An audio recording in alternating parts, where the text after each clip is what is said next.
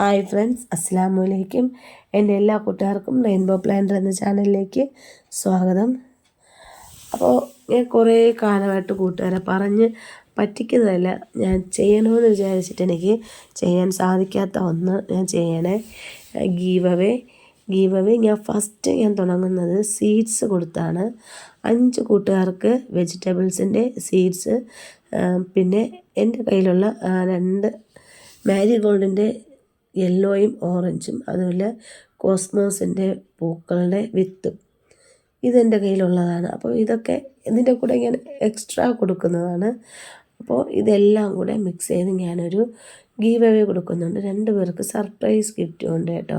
അപ്പോൾ ചെയ്യാനുള്ളത്, എൻ്റെ ചാനൽ സബ്സ്ക്രൈബ് ചെയ്തിരിക്കണം, പിന്നെ ഈ വീഡിയോ ഫുള്ളും കാണുകയും വേണം.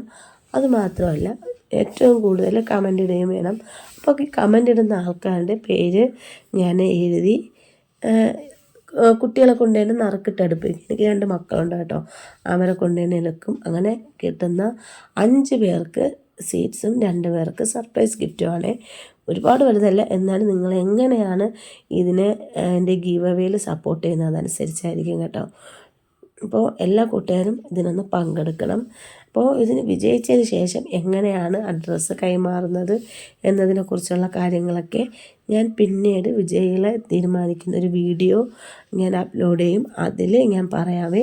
അപ്പോൾ എല്ലാ കൂട്ടുകാരും ചെറിയൊരു വെജിറ്റബിൾ ഗാർഡനെങ്കിലും ഞാൻ ഇപ്പോൾ കാണിക്കുന്നില്ലേ, ഇതുപോലെയൊക്കെ നിങ്ങൾക്ക് നല്ല നീളത്തിനും അതുപോലെ തന്നെ ഒരുപാട് നമ്മുടെ കണ്ണിന് കുളിർമയുള്ളതും നമ്മുടെ ശരീരത്തിന് നല്ലതായിട്ടുള്ള വിഷമില്ലാത്ത വെജിറ്റബിൾസ് നമ്മുടെ ഗാർഡനിൽ ഉൽപ്പാദിപ്പിച്ച് നമുക്ക് കഴിക്കാൻ പറ്റണമെന്നുണ്ടെങ്കിൽ ഇതുപോലെയുള്ള ഗിവ് അവേയൊക്കെ നിങ്ങളൊന്ന് പങ്കെടുത്ത് നമ്മളെപ്പോലെയുള്ളവരെ ഒന്ന് സപ്പോർട്ട് ചെയ്യുമ്പോൾ അത് നമുക്ക് സന്തോഷം, നിങ്ങൾക്ക് ആരോഗ്യത്തിന് നല്ലതാണ്.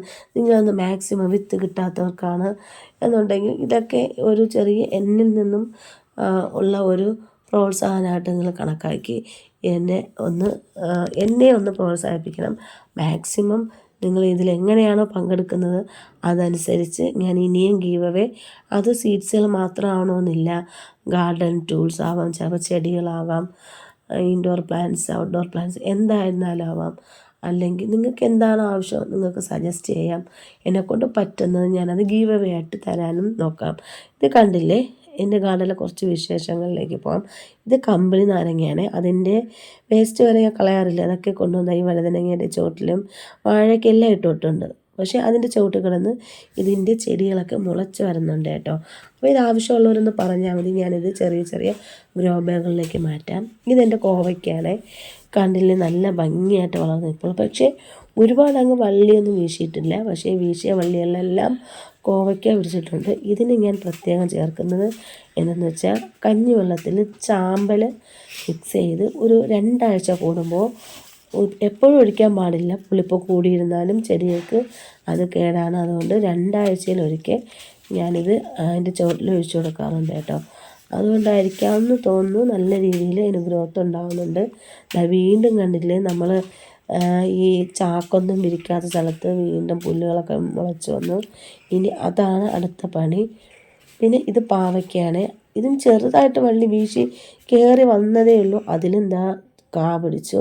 അപ്പോൾ ഇതൊക്കെ എൻ്റെ കൃഷി രീതിയിൽ എനിക്ക് വന്ന പോസിറ്റീവായിട്ടുള്ള സൈഡുകളാണ്. കണ്ടില്ലേ, ഒരുപാട് വള്ളികളൊന്നും വീശിയിട്ടില്ല. വീശിയ വള്ളികളിലെല്ലാം 2, 3, 4 കായ്കളൊക്കെ പിടിച്ച് വരുന്നുണ്ട്. അത് വലിയൊരു സന്തോഷമായിട്ടുള്ള കാര്യമാണ്.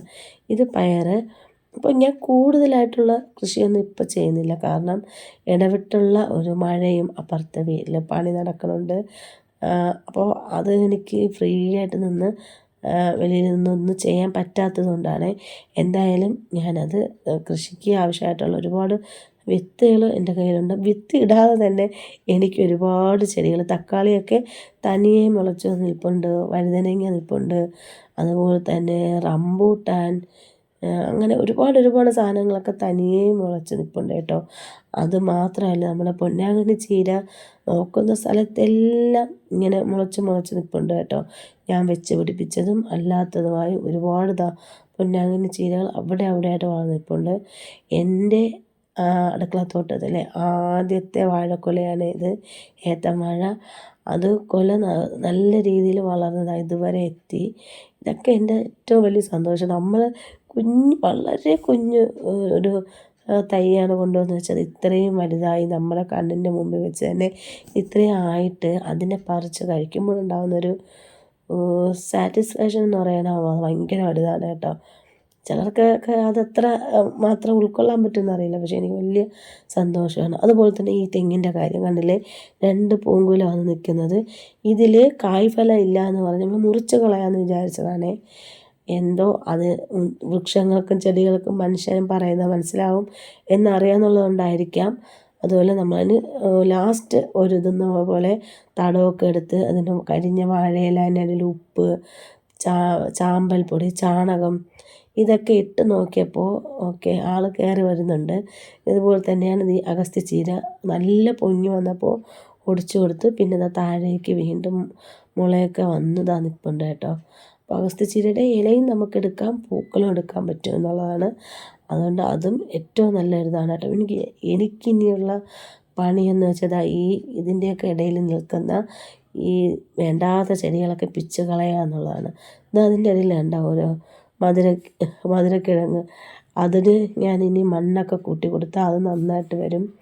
അതുപോലെ തന്നെ കോവയ്ക്ക, ഇതെല്ലാം എനിക്ക് കിട്ടുന്ന ബോണസുകളാണ്. വെള്ളരിക്ക, ഇതെല്ലാം ഞാൻ കിച്ചൺ വേസ്റ്റ് കൊണ്ടുവന്ന് വെച്ച് കൊടുക്കുമ്പോൾ അതിൽ നിന്ന് തനിയെ മുളച്ച് വരുന്നതാണ്. അപ്പോൾ നമ്മൾ നടുന്നതിനേക്കാളും ഈ തനിയെ മുളച്ചുണ്ടാവുന്ന ചെടികൾക്കാണ് നമുക്ക് കൂടുതൽ, അതിൽ നിന്നാണ് ഒരുപാട് നമുക്ക് വിളവ് കിട്ടുന്നത് കേട്ടോ.